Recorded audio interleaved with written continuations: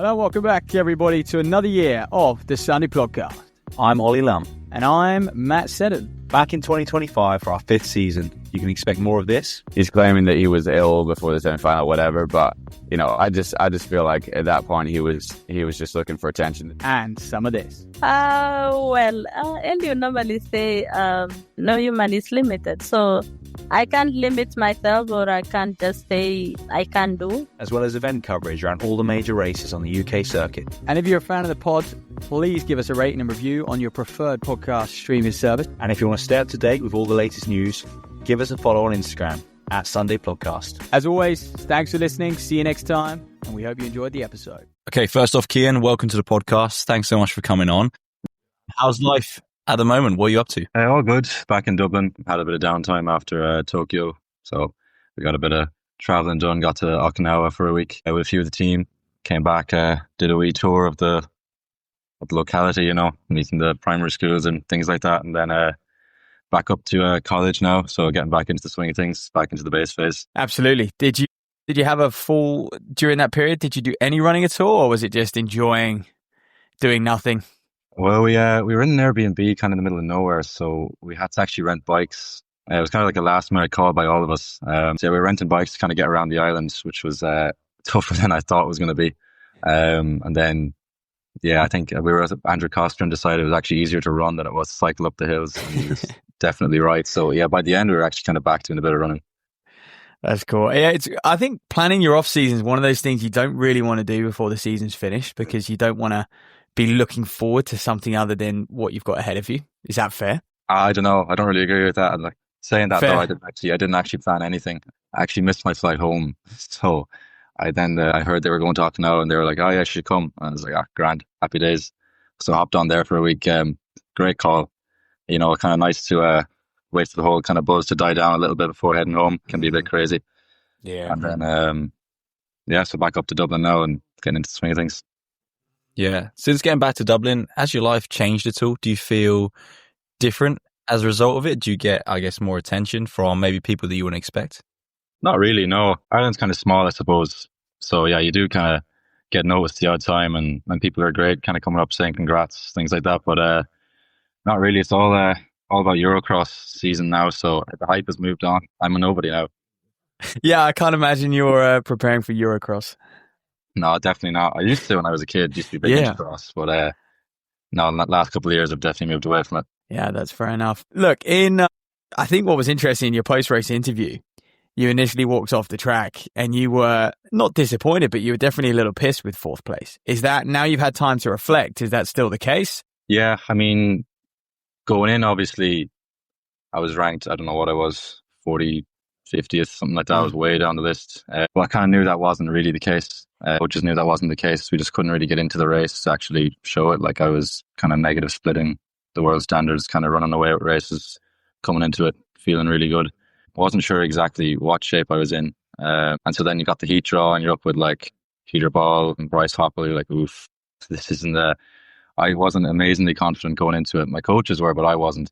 Just because, you know, the way when you haven't ran the times, it's hard to have in your head that you are able to do it. And then it was actually when I was in the car room kind of watching the heat ahead of me, and I saw like 145 and can't remember what the close was, but I remember thinking like that was very doable. You know, I had ran my race coming into Tokyo was in Origin. I ran like 144.3 kind of with a pretty big negatives or a reasonably big negative split with a good close. I was actually, I think, a quicker close than what they did in the heat before me. So that kind of gave me a lot of confidence. But for that I had none. It was only literally I was walking out to the track. I was like, all right, do this now.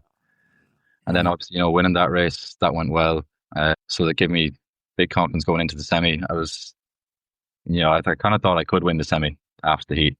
Wow. And then after the semi, I thought I could win the finals. That's why I was a bit over. But the lads pulled it out of the bag. In fairness, like 141s.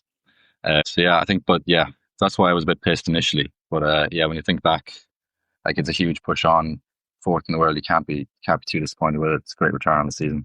Is that something that's, I guess, maybe different in the 800 to how it is in some of the other events, like maybe the 15, where actually the heats and the semis are so tough that they really can give you confidence that you can go do it in the final, whereas some of the other races you might be thinking, well, everyone's kind of keeping their cards close to their chest anyway, so we don't really know. But in the 8, you kind of have to race all out anyway. Yeah, I think people have gotten so strong over the 800 that and a big thing that wasn't really discussed was the day off in between the rounds for the 800, which doesn't always happen. That really kind of gives people the freedom to, go hammer and tongs at it, knowing that they have the full day off then to recover. And with the qualification kind of being fairly brutal compared to maybe the 15 or the 5, like top 2 in the semi, top 3 in the heats, you do kind of have to go for it. You do. I wonder, through the season, you talk about these negative splits, and you did do a lot of them, and that's where you were getting a lot of your success. Was it intentional through the season to run races in that manner to prepare you for the World Championships? No, it was probably more of a lack of confidence thing. I mean, I missed a decent bit of time after European Indoors with an injury. And then my first race was the European Team Championships, the 800. I think like the top 2 guys were like Peter Sisk and Marino Blaudek. They're like 143 high, 144.0. And I obviously hadn't ran those times, and I was only just back. I kind of actually had missed. I'd only ran 3 of the prior 10 days because I'd gotten a bit of an illness. I just kind of took as much time off as was required to get over it. Wow. So confidence wasn't exactly very high, but so I kind of started off slow enough, and then the pressure was on because the way you're selected for the team champs, you want to actually justify that. But yeah, ran well, ran like I think it was a 2.2 negative split, like a 12.4 last 100. So that was like, I was like, wow, okay, this is, I'm actually in better shape than I thought here. Then we went to like Cork City Sports. It was actually Henry Jonas, the British guy, won that race, but that was kind of at a brutal start. It was like 13 in the race or something. So I had a very good close as well, another negative split, but then that brought it down to like 145.5. So full second quicker than team champs. Then we had Morton Games 2 days later. That wasn't a negative split. That was a pretty perfect race, and ran my world standard there. So that was huge relief, because obviously the prior couple of years hadn't gone amazing. And then kind of went back into like a strength block really after that, kind of abandoned 800 work. Then Nationals came second in that. That was probably maybe left me a little bit shortchanged for that. That was like basically a final 100-meter sprint between me and Mark English. I think we ran like 148. I think he closed in, what did he close in? It was like 11.8, something 11.9. It was proper, just 100-meter sprint really. Yeah. And then I had Origin that went well. So no, it wasn't really Origin. I just kind of run to win. It just so happened that the races I was in, that's what was required. But yeah, Tokyo, definitely no negative splits there. That's what I was kind of hoping for going in. I was like, if I can just get through the heat. And I'd actually said right before, I hope I get drawn with someone like Max in the semi-final, because he hadn't actually front run every race that season, but he has done so in the past, and I thought he would again. And I just get kind of hauled around to a big PB, which is really what I wanted going in. So yeah, I kind of exceeded my own expectations there. Yeah. You mentioned that your coaches were really confident in terms of your ability being higher than that kind of 40th ranked. What was it that you were doing in training that was giving them so much confidence? Yeah, when I say coaches, I mean, I probably have, kind of 2. I've had my longtime coach, Joe Ryan. I've had him since I was like, 13. I think this is actually our 10-year anniversary. So he's kind of more your standard like running coach. Yep. And he was just kind of looking at, some of the workouts that I was doing coming into it. He didn't tell me this. He had predicted around 142 high, 142 mid. And then the other coach I had is Martine McCarthy. She's a strength and conditioning and coach, and my speed development coach. She's based out of the Sports Ireland Institute here. That's where I'm kind of based as well, for a lot of stuff. And she was kind of looking at it nearly from the other side of things, like my max velocity going into it, things like that. The stuff that she was seeing. She was actually out in Hong Kong in our holding camp, so she saw the workouts there firsthand. So she wasn't really looking at it from the speed side of things rather than the strength side of things. But she had actually, again, didn't tell me this. I heard this only from my roommate, Carl Doyle, after the race. She had told him in Hong Kong I would run 142.5. So they both kind of came to a similar conclusion, independent of each other, which I thought was quite interesting. But yeah, they didn't actually tell me that. They didn't want to blow my head up. They're just like, yeah, you'll run well. Just get in there and get in the mix. Did you have an idea of what you'd run? I thought I would have thought 1:43.0. I didn't see how it could be any slower than that. Yep. I know people say, oh, what kind of like big workouts were we doing? Like we don't really believe in doing too many huge workouts. Kind of more polarized approach, do a good bit of work on the max speed development, working on technical efficiency and form using like 400-meter pace would be the pace we would kind of use to do that. I do a lot in the gym, and then then a good bit on the aerobic side. We went back to do 1500 pace work as well. After Morton Games, went back into like a mini sprint block. As long you can work on that, and as long as you kind of keep the raw speed well developed, it's a pretty smooth transition back into the 800-meter stuff. So we didn't actually start sharpening up until after Origin. That's why we were quite impressed with Origin, because like we're not actually training for an 800 here, and I'm still walking off the track grand after running another like world standard time. I suppose the one workout I think Joe was kind of impressed with, we did like 2 500s off, can't remember, I think it was 10 minutes. I think it was like 62 and then 62 low, 62.2 and then 61.0 with like a slightly sub 12 second last 100. Just for that kind of change of pace work. So that was that was just when we were getting as sharp as we could. And that was a good indication, I suppose, to them that I was in good shape. Jesus. Yeah. Interesting as well that you mentioned the focus on form, because Matt and I literally, just before you jumped on the call, it's you kind of watching watching that final back, and even amongst the best in the world, your form looks unbelievable. Yeah, I've kind of messed around. After I had a good junior career, I went to college and kind of probably behaved too much like a regular college student rather than a pro athlete. I'd say I was a pretty unprofessional professional athlete for a while there. But the one thing that was consistent was my work with Martina, the gym. Before working with her the last, I'd say, must be close on 3 years now. So kind of in over the Sports Institute twice a week, and that'd be a huge focus. Stuff we put a massive emphasis on all that form, on that sprinting. And I think it's a huge benefit, even for like your running economy, and like recovering in between rounds. And so yeah, that's been a big focus of the last while. A lot of work with the physios and soft tissue on kind of getting me a bit more mobile and actually able to hit proper sprinting positions, and then working in the gym to be able to have the strength to hold them throughout the race. So yeah, it's been that's interesting. That. So that's how you view the 800. You and your coaching team view the 800 as pretty much a sprint event. Yeah, it's part of it. Like I'd say, even if you go back to Seb Coe, he had plenty of measurements of this is what you need to run for your 200 and stuff like that. And it's well ahead of his time. It's still correct today. The goal for me next year will be to run, around maybe a 45.5 standing start 400 and a low 3:30 1500, around 3:30 1500. Like that's kind of the two pillars you kind of need, and then you can come in and work on more of the anaerobic 800 meter specific work then. But those are kind of the two prerequisites. You need that strength and you need that speed. That's probably the one thing in Ireland that could do a bit more focus on. For the 800, we kind of come from a more traditional cross country miler, big mileage point of view.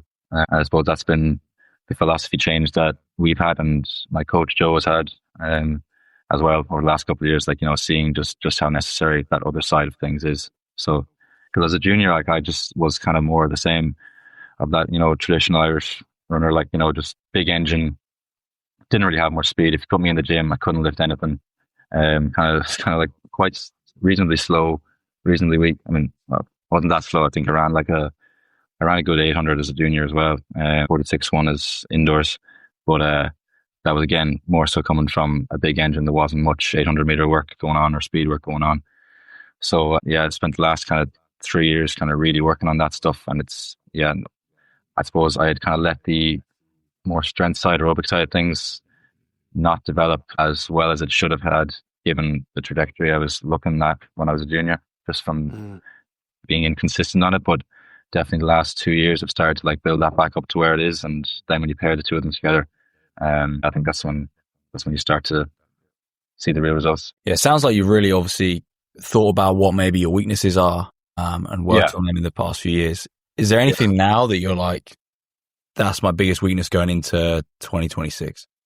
I think, we have a pretty good idea. Like if you break down the 800s, there's not much effort being put into finding areas to improve. There's so much and that we can find. Like on the aerobic side of things, I think we just think another year of aerobic development, proper aerobic development, and where you're actually targeting training in the zones, which I wasn't really doing before this and this year. Before I got injured, actually, to be honest, it was actually getting injured forced me to. That was a pretty depressing time. Hadn't ran amazing the last couple of years. I really kind of tried to basically go full time for trying to get to Paris. And then it was going quite well. And then I kind of got a virus and it kind of derailed the whole season because I tried to train through it rather than back off and just put myself in a hole. And the doctors were like, right, you got to take 4 weeks here just to let your system recover. So that was pretty depressing, but then kept going, ran well this indoor season. I think I was ranked 4th going into the European indoors. And so I had high hopes there. Then I got tangled up in the fall. Then tore my soleus, grade 2C. So that was pretty depressing. I felt like I was putting in a lot of work and not getting much return for it. But looking back, it was probably the best thing that happened to me because we took a very aggressive approach to cross training, but it kind of forced me to go back more to first principles and actually understand a lot more of the physiology and the reasoning behind what I was doing, why I was doing it, what I needed to get better. So as I'd say, my coaches were fed up with me just peppering them with questions day in, day out for those 8 to 10 weeks of getting back. So I think this is the first winter I'm actually going in where I actually have an idea of what I'm doing. So we're changing a good bit based on what hasn't worked in the last couple of winters. Sorry, I actually forgot what the original question was there. I went on a rant there. To be fair, I think it was talking about just building on your weaknesses, identifying where you're going to improve. Yeah, there's a lot of them. I mean, right now we're in a kind of data collection phase. So with this Force Institute, so I'll go in there and I'll get my DEXA scan done, get my bloods done, get my resting metabolic rate measured, currently doing a weighed out food diary with the nutritionist. So the nutrition is one thing that needs to probably tighten up. Then we'll get a lot of max strength tests done on different muscle groups, capacity tests done. And we're still, even for all my work in the gym, still have a bit to go there on getting some of those numbers up to scratch. We use the physios can obviously, and the soft tissue and S&C, we kind of see it as one big system where they can help diagnose issues and see, what needs to be fixed. We have a thing where, I don't know, do you know the opto jump yokes? It's 2 yellow bars on the ground and you can kind of you can do your CMJs and stuff and they can measure them. Yeah. So they can click them together over 60 meters on a piece of track over at the Institute. And so you can run through it. And we have software there that can measure your max sprinting velocity and, ground contact times and things like that. So that's a very useful tool along with visuals like camera and just a good coach's eye on figuring out what needs to be tweaked, what needs to be worked on over the years. So for example, Martina could kind of see that my right hip extension wasn't great. My right foot was landing too far out at the center of mass. And we can get that stuff. Then it clearly shows up on the opto jump data. Then we can go and get a max strength test with the physios and we can confirm that my right hip abduction is basically non-existent and hip extension isn't great either. So you can get soft tissue to kind of help work on that and kind of loosen it out. If tightness is an issue, you can get the physio to prescribe certain things like banded distraction exercises to see if it's more of a joint mobility issue. There'll be some targeted stuff to building up that strength on the S&C side. So then we'll go back and get everything retested then and see. You're not looking to optimize for these max strength tests. You're looking to optimize for performance. So we'll see how does those changes actually come when we're measuring the max velocity and, how does the data change when we're looking at it. So that's just one intervention of many that we're looking at. So it's a good system, and we hope that over time we're just gathering more and more data and just fixing these small mechanical issues. And there's no shortage of them, to be honest. But you can, like you said, you can see it under the final stretch in Tokyo. That's what we're looking for. And she was reasonably happy. I did get voice notes afterwards with a lot of suggestions as well, what to do better. So that's kind of our approach to things. I mean, this opto jump is interesting. I actually first learned about it not even that long ago, just last month, having a conversation with a few people about it. It's just really good testing in the field, right? So you're moving away from just all these lab tests. And like you said, you can actually get visuals on you in the field and see how your form is breaking down at fatigue as well as at what your form's like at max velocity. So has that been something you've obviously been doing a lot of data collection now? This was something that you started to introduce, last year or? I'd say the last 2 years, to be honest. We've been working on that max speed development. You need to actually raise your, it's, some people say, oh, you need speed endurance for the 800, not max velocity. That's not really true. You're looking to raise the ceiling so, you can operate at a higher percentage of your max velocity for longer. Like, we actually haven't done much speed endurance at all. By speed endurance, we would mean, building up to your max velocity and then trying to resist deceleration. So things like a workout could be, I don't know, off the top of my head, 200 off 10 minutes in stand and start, 21 low, then 21 high for the second one, something like that. It's what's kind of stimulus that we're going to bring in this year, but there was no point doing that over the prior couple of years because there was no, you can't endure speed until you have speed.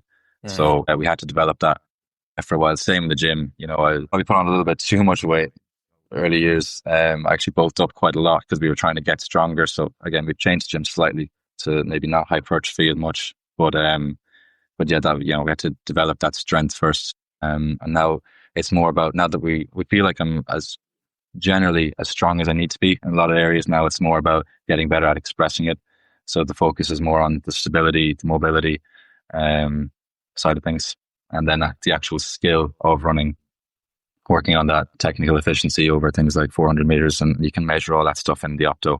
What I want to ask is, you have that data, you look at yourself in the Opto jump and you say, right, yeah, I'm breaking down the last 50, my foot's landing slightly out of position, I haven't quite got that hip extension, whatever.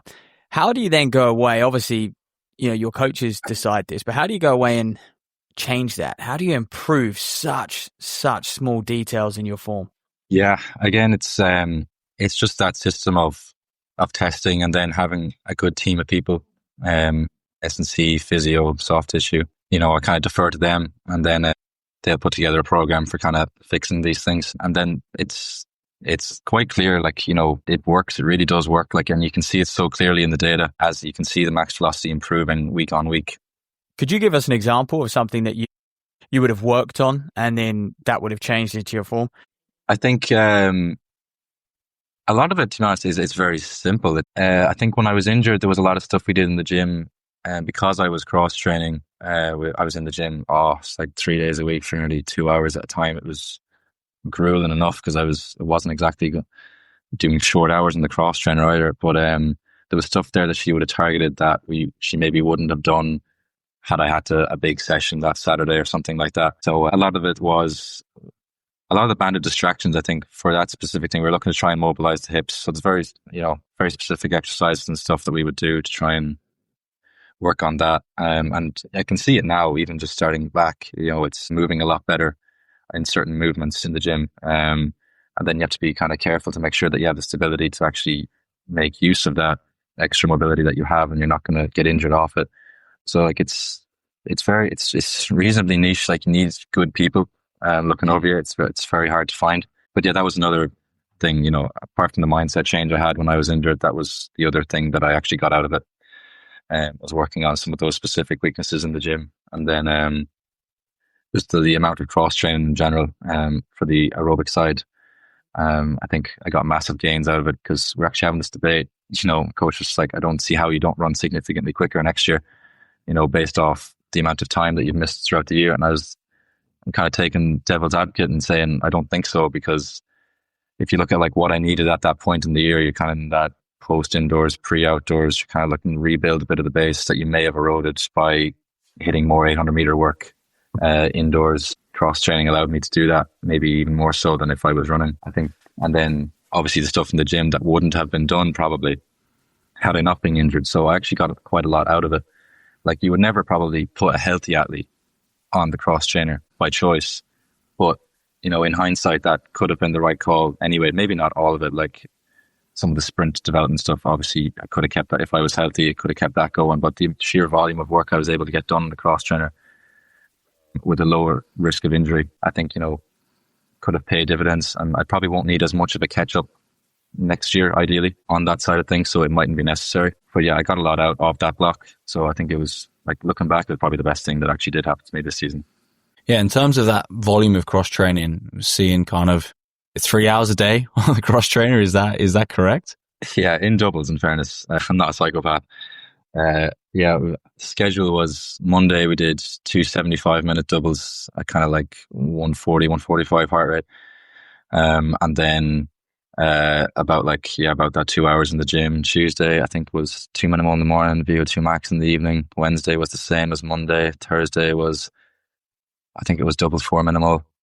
Friday was just 2 60-minute doubles. Saturday was a down day.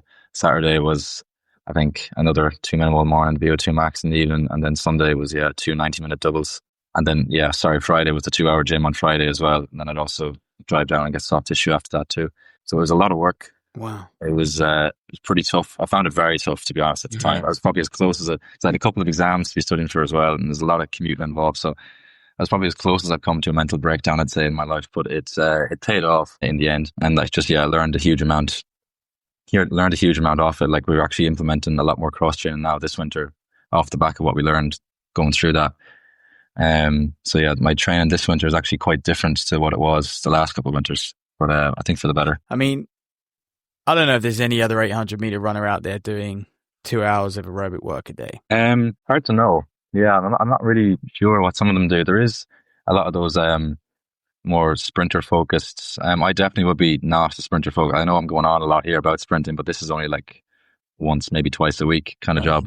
Like, my total workload is probably going to be somewhat equivalent to around 85 miles a week this winter. I am more of that 8:15 type runner who has just worked really hard on getting better over that 400. The strength side is what I'm good at. Like, long term, I will go back to the 15. I just haven't had the consistency of aerobic work in the last couple of years to run a good 15 just yet. But I do think over the next few years, now that I kind of know what I'm at, that will come back, and I'll be bringing into it, the added skills of what I've developed at my time at the 800. I think the 800 actually kind of forces you to kind of look up, both up and down. You're not just looking to get stronger, like maybe like a 5K runner would. So like the obvious thing in the 5K is to get stronger. And the nature of the 800 means you have to get faster too. And so, you have like an added skill set there. I think definitely more of the 8:15 runner I am. But I do have to work on that speed side of things, especially if the lads are going through in like 49.2, some of the, maybe, like, I can do a good close, but there's no point closing if I'm at the back of the pack and running into traffic. That's how Atawi is the same, faced a similar issue to me in that final. We were probably looked two of the better ones in the semi-final, and then ran into a bit of traffic in the home straight, and that was our own fault. But I wouldn't have ran it any differently looking back. I'm not quick enough to go out in 49.2. I would have just blown up. But that'll be a focus of next year, is getting that 400 down, getting that speed endurance up, that I can go through that lap comfortably with like the top guys and still hopefully get them on the home straight free of traffic. So that'll be the big focus for next year. One thing that's kind of just sticking out to me listening to you speak about your training is you're very knowledgeable and passionate about the intricacies of what you do. Do you think that's important to, I guess, your mindset and your preparation? Because there's a lot of athletes we speak to, and we're very surprised by how kind of oblivious they are in a way, and just say, oh, my coach kind of gets on with it, sets me what to do, and I just try and be consistent, Yeah, like, this is a fairly new version of me now, to be honest. As a junior, I was kind of getting by off a bit of talent and like some all right training, but I would have had no interest in running, wouldn't have been a fan of the sport. I wouldn't know anything. Like, I could not tell you what threshold is or anything like that. I was just kind of just doing what I was told, really, and we were getting decent results. And in college, it was kind of the same. I was probably as equally focused on my studies as I was as running, and wouldn't have had much interest in the science of it.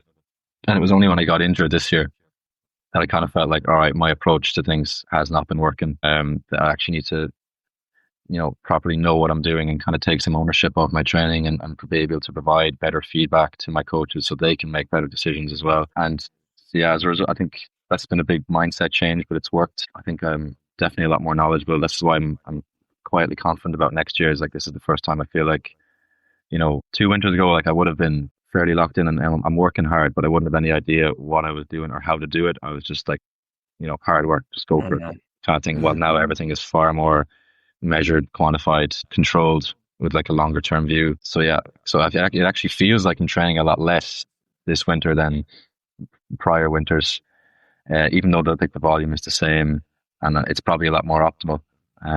But yeah, we'll see how the results pan out next year for confirmation of that. We look forward to it. Talking about being a fan of the sport, you don't strike me as someone who's sort of on social media and consuming loads of content and making YouTubes and stuff like that. I mean, how much do you watch the sport and sort of interact with it outside of your own performance and running? We have a great culture here in Ireland. It's a small enough community because we're a small enough country. So a lot of my friends are all runners. You know, the few nights out we do have is mostly with runners. A lot of the talk we talk about, it is to do with the sport. Like, I wouldn't have any interest, to be honest, in watching someone's YouTube going to a photo shoot or something like that. That just no interest. But if they're walking through a workout and explaining the reason and why, you know, yeah, I'll definitely tune into that. And yeah, I wouldn't. So I've definitely become more of a fan of the sport, but I'd say more from the nerdy physiology side of things rather than, you know, like, I'm not going to be tuning in to hear like what Josh Kerr and Jakob are saying to each other, you know, but I will talk, you know, listen to some podcasts, some physiologists chatting about something random, you know, that kind of way.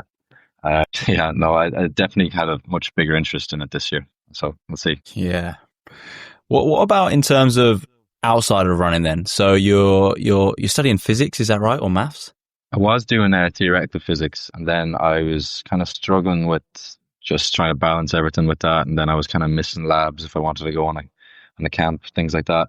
So I changed to financial maths. Not that that's massively easier, to be honest, but it's just that little bit easier that it makes it the whole thing a bit more manageable. But to be honest, I'm kind of just coasting through it, to be honest. Yeah. Like, you know, running is the focus. You know, you can't really half-ass the run. You do need to be putting a lot of time into it. And definitely the last, I'd say, 2 years, that's been what I've been doing. I've had like mainly playing the role of college students. Like, I probably spend far more time studying things about running than I do actually related to my course.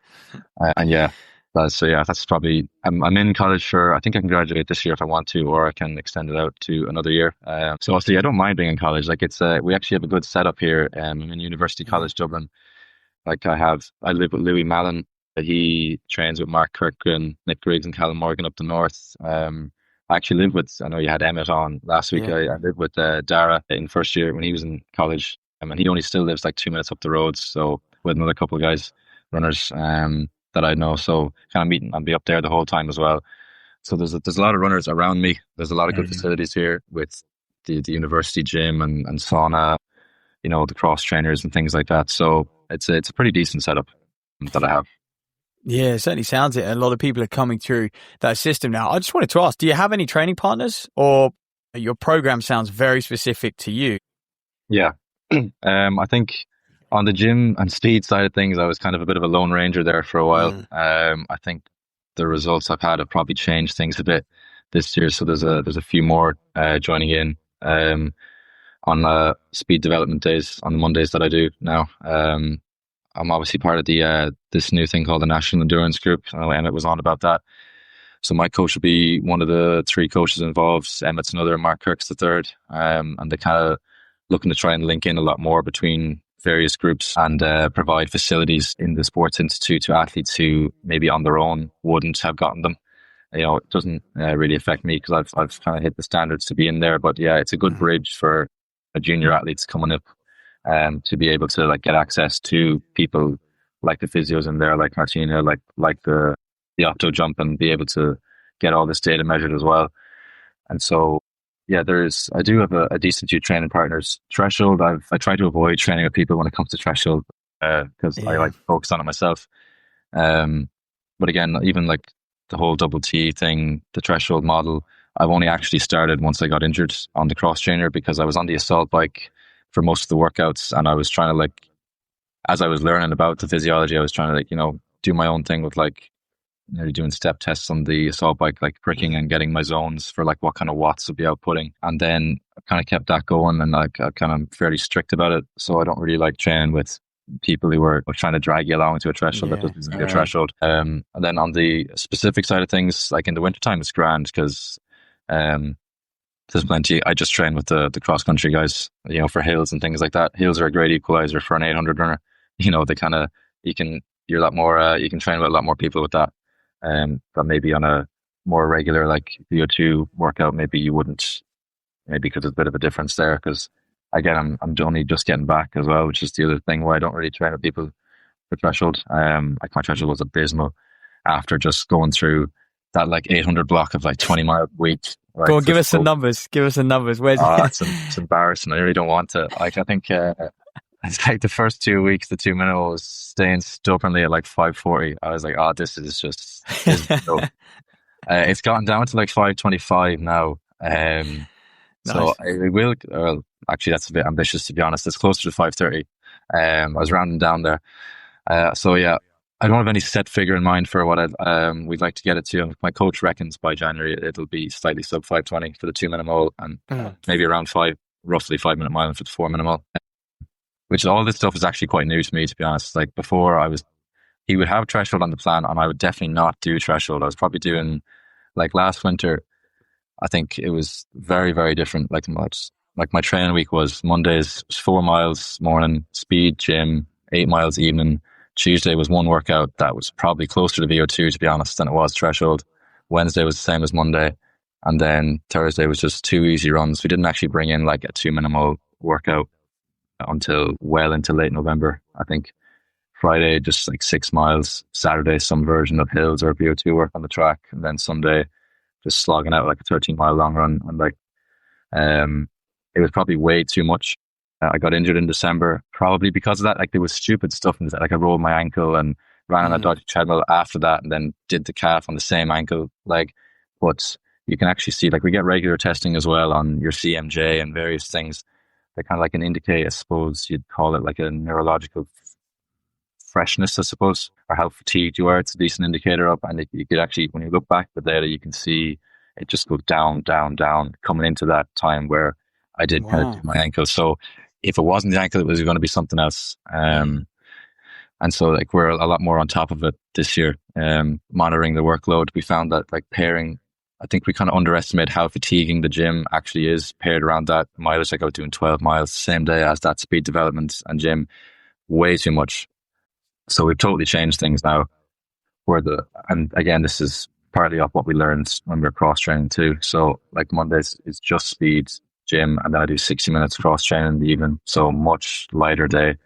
Tuesday is just an AM easy run and just, evening thresholds, but again, very controlled, breaking all the time. So very different to what I was doing Tuesday last year. Then Wednesday will be 6 mile run in the morning, and then again meet the endurance group for that, the gym on Wednesday. Mm-hmm. And then I do 90 minutes on the cross trainer in the evening. The reason I would cross train in the evening is because like the gym is so fatiguing.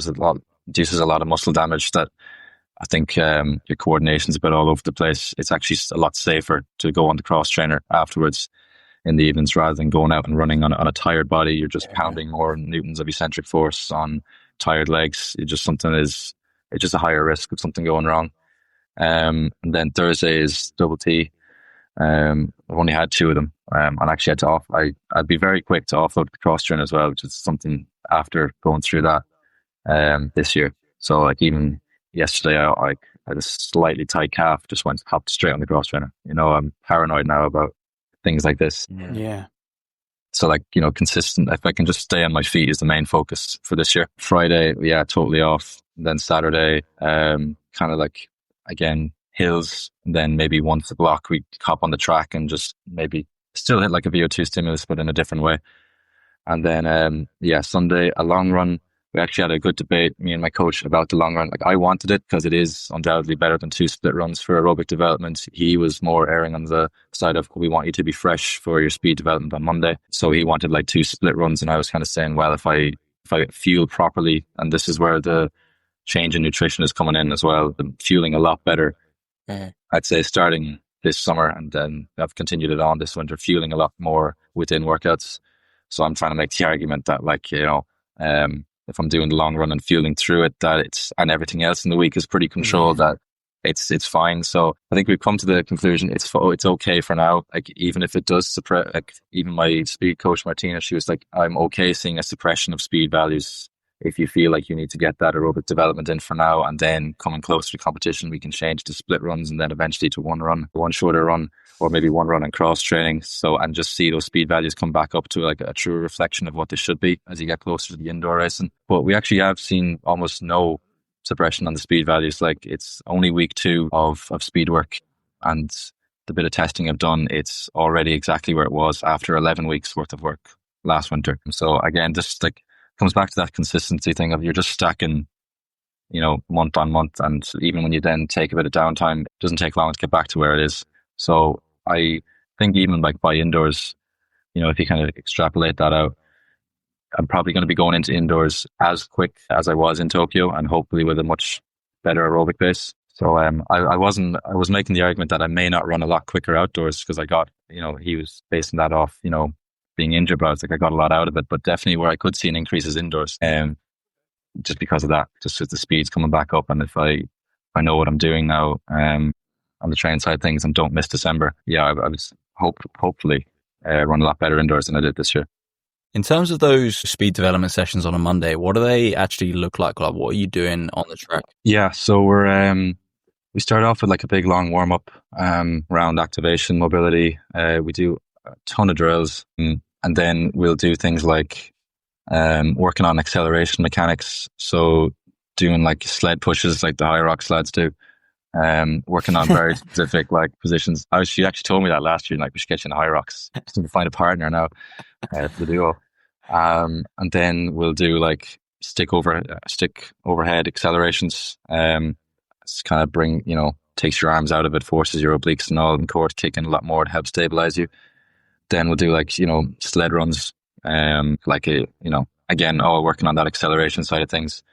And the speed does change. Like at the minute, we're in the very early phases. So it's more about building that tissue tolerance to work. It's more about, getting back into hitting good positions rather than just, like we don't just do a flail in 60 meters sprint where you're just going all over the place. Like that's, she'd tell me to leave if I did that. It's all about hitting, proper positions first, and then we can start to build in more, and then we start practice that at like sub-max speeds, and then we'll start to get into like max velocity testing. So we're still not in spikes for that stuff just yet. I'd say next week is probably when we'll start to transition to spikes, but even I'm still hitting like 9.7 meters a second for something like 4 by 60 meters off 3 minutes after all of that warm up in runners, which is pretty decent. It's as good in runners as I was last year, and it's only after, this is week 2. Last year I had like 11 weeks worth of this stuff, so it's come on quite a lot.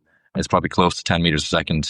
Well, definitely by the next week, I'd say it's definitely close to 10 meters a second in spikes.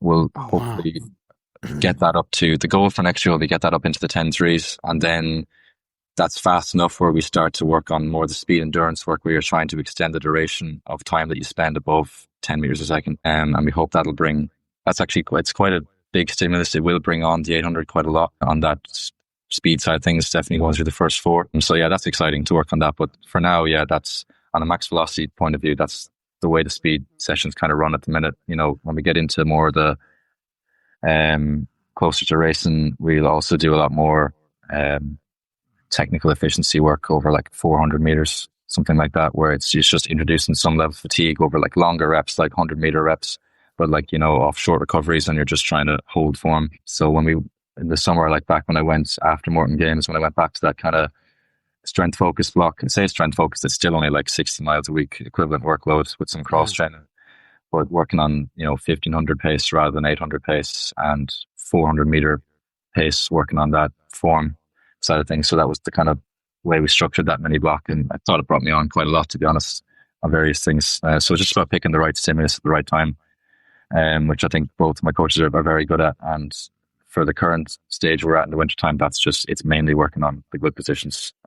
So yeah. I mean, those numbers sound incredible. Working your way up to 10.3 meters a second. I mean, what does a sprinter do? Do you have any knowledge of like where they would be on that metric? I'd imagine it'd be up on, there's probably some 800 guys that are potentially up on 10.4, 10.5. Definitely, if you're running a 44 second 400, they're way above that. Probably way above 10.5 even. But for 800, it's not a massive requirement. But again, for me, more the 815 runner, having that other side, I probably turned it from a glaring weakness as a junior into, at the minute, probably my strength, at least until I get another couple of years of aerobic development under me, that I can maybe go back to my former strengths. But yeah, no, definitely it's years of careful work gone into this. You can start to see, as I'm probably talking about it, yeah. But yeah, it's definitely worked. It actually got it out of me now this year, that you can actually see all the work that's gone into it. It's incredible. It's incredible. Is it overwhelming at all? I mean, you've highlighted you are a student, but first and foremost, you're a professional athlete. But is it overwhelming working on all of those metrics at once? You're trying to improve that threshold. You're trying to improve your form. You're trying to improve that top end speed. There's a lot to process. Yeah, I mean, we don't really look at it from a results point of view. Having those results in Tokyo is nice, but it's more of a confirmation of the process is working. So again, we don't have times in mind for next year. We have metrics that we'd like to hit. We have, all the components of an 800, and we would like to see, them rise, and the results will inevitably come from that. But it is more process focused, and the results are just an indicator that it's working. So again, on the max velocity side, we'll look to get that up into the series. That'll come about from maybe just more consistency of sprinting, but also fixing some of those mechanical issues. Upper body as well, like thoracic extension, rotation, and left shoulder mobility, to just kind of get a smoother arm carriage. It's not all coming from just the lower body. So all these different interventions that we're going to try and do and test regularly to get them sorted. We'd like to get to the upper limit of a lot of those different speed and capacity tests. Like I said before, it's great to have that strength. It's another thing to express it. So continue working on the actual skill of running to be able to get that out of me. On the threshold side of things, yeah, definitely it's a key component. It's just another layer in the foundation that it'll make me fitter. It'll allow me to get higher quality of work, 800 meter work done, and recover off it. We'll be looking to bring in the speed endurance side of things, which is a new stimulus that we haven't really looked at yet. And then cross training will definitely play a big role in that. It plays a decent role at the minute, more from an injury, we're quite tactical about where we put it in. It's mainly from an injury prevention point of view. And definitely as we start to bring on more of that stimuli that induce a lot more muscle damage, whether it be that speed endurance work where you're going to have to take, I will have to take, 2-3 days of easy stuff afterwards. That's really hard on the body. More of the 815 work as you get closer to track season. Eccentric loading in the gym is another thing that we'll probably be bringing in. All that stuff is quite tough. So cross train will play a big role there in maybe moving more of the thresholds or the easy running to the cross train to allow adequate recovery and adaptation to that. So again, there's comfort in the numbers, and you get great confidence from seeing all these different metrics improve, and then it does translate to race results as well. So hopefully it can continue to do so. Yeah, your setup and I guess the meticulous nature of it sounds amazing, to be honest. And is it important to you that you, I guess, show the younger Irish athletes coming through that you can do that in Ireland, you can do that in Dublin, and you don't have to go over to the US or wherever to get that kind of setup? Yeah, there was a stage there where we had a lot of athletes either going to America or then going to more the pro groups, which are great and definitely probably the right call for them at the time.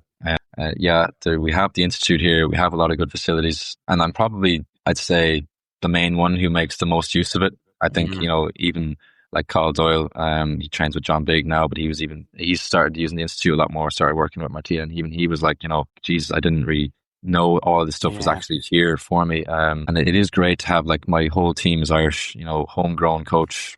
He's a teacher. He's now the head of Dublin City University Athletics. Brought through a lot of juveniles to the senior ranks. Martina as well, Irish, all physios Irish, soft tissue Irish. Even my agent, Ray Flynn, is Irish. Yeah. He's actually from the same tiny part of Ireland that I am. So I've been with him for years, actually. He brought me over for the Milrose Games high school mile when I was a kid. So I won that. And then obviously after my junior year, he took a great interest. And so, I've been signed with him since then. But it is great to see that, that you can start to do it in Ireland, that we have such great supports here, especially when you make great use of them. And I think it is more common to see a lot more athletes staying at home now. And I think the endurance squad will start to, you start to see that now. There's a lot of younger athletes coming through the ranks. Like we did have a kind of a glut of European youth and junior medals there for a while. Like between Dara, Sarah Healy, Rashida, myself, Nick Griggs, and all, we're starting to see that generation kind of come through off the senior ranks. And no, it's great to see. Great to see on the Wednesdays, the institute kind of packed full of athletes just working hard. Yeah, and you've clearly got the knowledge, like I said, behind you and the resource, which is fantastic. Just talk about, we're about to finish up, but talk about that Milrose Games, because I think that's incredibly cool. You must have been the only, has that happened before? Ray flying an Irish kid out and then you winning the Milrose Games against some of the best American high schoolers? Yeah, I don't think so. No, it was very cool. It was such a good experience at the time. Like I'd never been to America, or never really been to like a big track meet or everything. And you walk out and whatever number of 1,000 people are in that stadium, up against the best Americans. And like I remember being in the call room and like Philip, like you had to jump out of the way before Philip Ingebrigtsen nearly ran me over, and you're just like, what is going on here? So yeah, it's actually I'm going back there. That's my plans for the indoors. Yeah. I'm going to Flagstaff first, myself, Dara, and Andrew Costrin. So get a good stint there. That'll be my second altitude camp. I went to Potch the year that I was hoping to get to Paris. Yeah, looking forward to that. I think Martina and then Emmett, obviously, Dara's coach is going as well. Yeah. And they'll probably send a few from the World Cross up after World Cross. And then I'm hoping to race, nothing confirmed yet, but New Balance Boston, and then head down to Milrose for the 800 after that. So that'll be a dream start to the indoor season. So get fit for that. Well, look, Cian, thanks so much for coming on the podcast and chatting to us today. Really appreciate it, and best of luck with everything. Yeah, thanks very much for having me.